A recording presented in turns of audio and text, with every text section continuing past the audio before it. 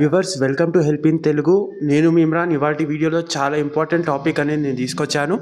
మనకు జిహెచ్ఎంసీకి సంబంధించిన వార్డు సభలు అనేది ఎప్పుడు జరుగుతాయని చాలామంది కామెంట్స్ చేస్తున్నారు. అండ్ చాలామంది అడుగుతున్నారు, సార్ మా సర్వే అనేది కంప్లీటెడ్ అని చూపిస్తుంది అండ్ నో డాటా ఫౌండ్ అనేది చూపిస్తుంది, ఇంకా ఇందిరమ్మ ఇల్లు అనేది సంబంధించిన వెరిఫికేషన్స్ అనేవి ఎండింగ్కి వచ్చినాయా రాలేవా అని చాలామంది బాధపడుతున్నారు అనమాట. అండ్ ఇంకోటి ట్విస్ట్ ఏంటంటే, మనకు ఏదైతే ఇందిరమ్మ ఇల్లుకి సంబంధించిన అమౌంట్ ఉంటుంది కదా, ఓకేనా, ఇప్పుడు 5 లక్షలు భూమి ఉన్న వాళ్ళకి 5 లక్షలు ఇస్తాను ప్రభుత్వం చెప్పింది. దానిలో ప్రభుత్వం అనేది ఇంకొత్త ట్విస్ట్ అనేది యాడ్ చేయడం జరిగింది. ఇప్పుడు చాలామంది ఆ ట్విస్ట్గా భయపడుతున్నారు. ఓవరాల్గా ఏంటో మొత్తం ఎక్స్ప్లెయిన్ చేస్తాను. మన ఛానల్లో మీరు ఫస్ట్ టైం విజిట్ అయి ఉంటే ప్లీజ్ హెల్ప్ ఇన్ తెలుగు ఛానల్కి సబ్స్క్రైబ్ చేసుకోండి. అండ్ దాంతోపాటు మన ఇన్స్టాగ్రామ్లో ఎవరైతే ఫాలో కాలేదో కింద డిస్క్రిప్షన్లో ఫామ్ ఇచ్చాను, సో ప్లీజ్ ఫిల్ చేయండి. లేకుంటే ఇన్స్టాగ్రామ్ లింక్లో వెళ్ళి ఫాలో అయిపోండి, నాకు డిఎం చేయండి.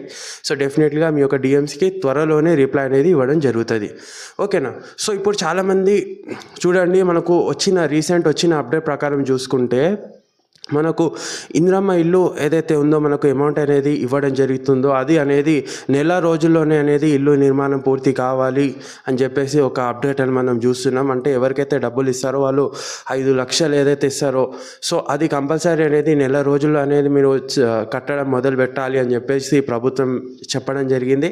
సో ఆ గైడ్లైన్స్కి అనేది చాలామంది భయపడుతున్నారు. 5 లక్షలు ఇస్తే మేము ఇంకా ఎలా కట్టుకోవాలి, ఇప్పుడు ఎక్కడ అప్పు తెచ్చి మనం కట్టుకోవాలి, ఇన్ కేస్ మేము అప్పు తీసుకుంటే అది ప్రభుత్వం అనేది మాకు ఇవ్వడంలో లేట్ అవుతే ఏమవుతుంది అని చెప్పేసి చాలామంది బాధపడుతున్నారనమాట, భయపడుతున్నారు.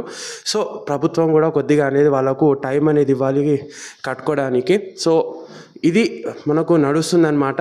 అండ్ ఇందిరమ్మ ఇల్లుకి సంబంధించిన వెరిఫికేషన్ అనేది మీది ఇంకా పూర్తి అవ్వకపోతే ఒకసారి అనేది కంప్లైంట్ రేజ్ చేయండి, ఓకేనా. మనం కంప్లైంట్ రేజ్ చేసుకోవచ్చు. ఆల్రెడీ కంప్లైంట్ చేసిన వాళ్ళు మాత్రం కొద్దిగా మీరు రిలాక్స్గా ఉండండి, టెన్షన్ పడాల్సిన అవసరం లేదు, ఓకేనా. ఈ ప్రాసెస్ అనేది స్లోగా జరుగుతుంది. ఇప్పుడు ఒకటే అప్డేట్ మాటికి ఇవ్వాలంటే నాకు కూడా కొద్దిగా అది ఏంటంటే కొద్దిగా టైం ఇష్యూ అవుతుంది. చాలామంది ఒకటే కామెంట్స్ చేస్తున్నారు.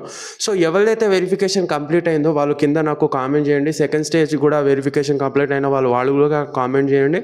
అండ్ ఎవరైతే నో డాటా ఫౌండ్ వస్తుందో వాళ్ళు కూడా కామెంట్ చేయండి, ఓకేనా. నో డాటా ఫౌండ్ వస్తున్న వాళ్ళు ఆల్రెడీ ప్రజావేదికకి కంప్లీట్ ఇచ్చామని చాలామంది చెప్తున్నారనమాట.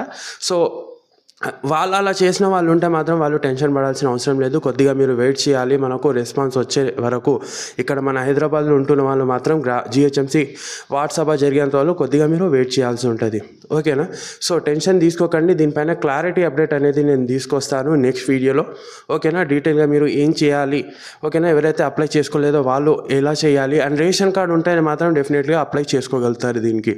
రేషన్ కార్డు లేని వాళ్ళు మాత్రం అప్లై చేసుకొని మళ్ళీ ఇది మన ఇందిరమ్మ ఇల్లుకి అప్లై చేసుకోవచ్చు అనమాట, ఓకేనా. సో టెన్షన్ తీసుకోకండి, కలుస్తాను నెక్స్ట్ వీడియోలో. మీ డౌట్స్ ఉంటే కింద డెఫినెట్గా కామెంట్ చేయండి. So thanks for watching. జై హింద్.